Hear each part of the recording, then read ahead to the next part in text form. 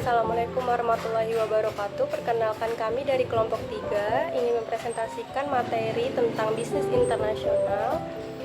Saya Mila Wahyuni sebagai ketua kelompok ini, dan berikut adalah anggota-anggota dari kelompok 3. Saya Eri Susan. Saya Muhammad Iksan. Saya Juliet. Saya Rania Sari. Saya Siti Lalatul Hikmah. Bisnis internasional adalah aktivitas perdagangan dan investasi lintas negara yang tidak memiliki batasan satu dengan yang lainnya. Nah, bicara tentang bisnis internasional, pasti kita harus ada contoh-contohnya tuh, biar kita mengerti apa aja sih contohnya, ya kan? Yang pertama, pasti adanya kegiatan ekspor. Yang kedua, ada kegiatan impor. Yang ketiga, ada yang namanya lisensi. Yang keempat, waralaba. Dan yang kelima, ada kontrak manajemen. Nah, berikut adalah manfaat bisnis internasional di dalam bidang perusahaan. Bagi perusahaan, pengembangan menjadi bisnis internasional biasanya bertujuan untuk menjamin kelangsungan hidup perusahaan tersebut. Bisnis internasional dapat bermanfaat untuk meluaskan pasar bagi suatu perusahaan tersebut. Hal ini membuat produksi barang bisa dilakukan secara lebih efisien tanpa takut lagi jumlah produksinya melebihi batas maksimal. Selain manfaat bagi perusahaan, yang kedua ada manfaat bagi negara. Selain untuk mengembangkan pasar dan memperpanjang umur perusahaan, bisnis internasional juga dapat berperan untuk membangun perekonomian negara. Bisnis internasional adalah pelaku dalam perdagangan internasional. Oleh karena itu, bisnis yang terlibat dalam perdagangan internasional menjadi aspek penting dalam pertumbuhan ekonomi suatu negara. Perdagangan internasional bisa dimanfaatkan untuk meningkatkan gross domestic product atau yang disingkat GDP. Selain memiliki manfaat, bisnis internasional juga memiliki hambatan. Dibandingkan dengan bisnis domestik, bisnis internasional tentu memiliki lebih banyak hambatan.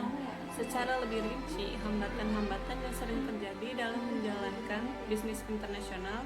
Yang pertama, tarif bea masuk dan batasan perdagangan. Yang kedua, perbedaan bahasa dan plural. Yang ketiga, kondisi politik dan hukum undang-undang. Dan yang terakhir, yang keempat, hambatan yang berkaitan dengan operasional.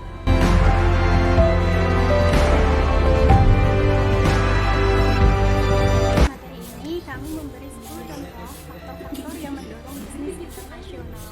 Di antaranya adalah pertama, untuk memenuhi kebutuhan barang dan jasa luar negeri atau pasar asing. Yang kedua, adanya komitmen manajemen terjun ke area bisnis internasional. Yang ketiga, untuk memperoleh skala ekonomis dalam berproduksi. Yang keempat, untuk meningkatkan citra perusahaan di dunia internasional dan domestik. Kemudian yang kelima, adanya kesamaan selera terhadap suatu barang. Yang keenam, untuk mengurangi ketergantungan dari satu pasar saja. Yang ketujuh, untuk menghindari resesi di dalam negeri. Yang kedelapan, adanya kesadaran untuk memanfaatkan peluang globalisasi.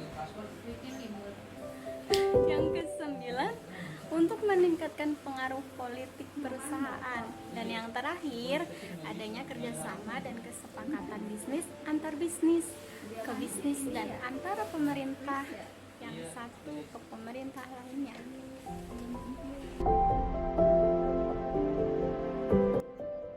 Manajemen perusahaan internasional. Apa sih manajemen perusahaan internasional? Manajemen perusahaan internasional adalah proses teknik-teknik dan konsep-konsep manajemen dalam arena internasional. Dalam era globalisasi sekarang ini, di samping istilah ekonomi internasional yang meliputi perdagangan dan keuangan internasional, ternyata istilah internasional semakin dikenal dan banyak digunakan. Istilah ini biasanya juga dikaitkan dengan transaksi yang menyangkut ekspor dan impor barang, modal, dan jasa lainnya. Dan pelaku utama yang sering disebut dengan multinational corporation atau MNC. Maka dari itu, bisnis internasional atau BI diartikan sebagai studi tentang transaksi ekonomi yang meliputi perdagangan internasional, ekspor dan impor, dan foreign investment baik direct maupun indirect atau portofolio yang dilakukan oleh individu dan perusahaan atau organisasi dengan tujuan mendapatkan manfaat tertentu. Sedangkan ekonomi internasional atau EKIN dilakukan sebagai bagian dari ilmu ekonomi yang mempelajari dan menganalisis tentang transaksi dan permasalahan ekonomi internasional, ekspor dan impor yang meliputi perdagangan, keuangan, moneter, serta organisasi.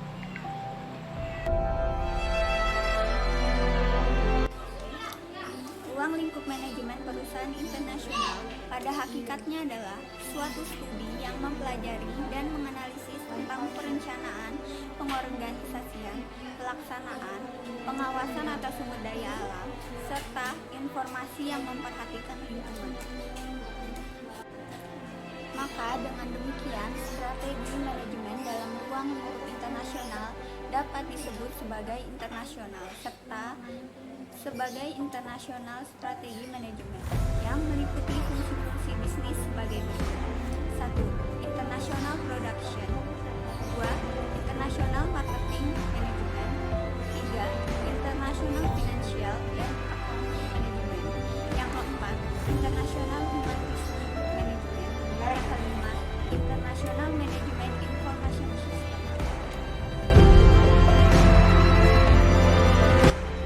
Maka dapat disimpulkan bahwa ruang lingkup manajemen perusahaan internasional pada hakikatnya adalah suatu studi yang mempelajari dan menganalisis tentang perencanaan, pengorganisasian, dan pengawasan atau POAC. Atas sumber sebagai alam, manusia, teknologi, keuangan, infrastruktur, dan entrepreneur, serta informasi. Dengan memperhatikan lingkungan eksternal, baik yang bersifat internasional atau global maupun lokal, dan lingkungan internal agar perusahaan mengetahui peluang dan ancaman yang dihadapi serta kekuatan serta kelemahan yang dilakukan agar mampu bersaing baik secara internasional maupun domestik, dapat mencapai tujuannya secara efektif dan efisien. Berikutnya, perusahaan global yang beroperasi di Indonesia. Satu, Nestle.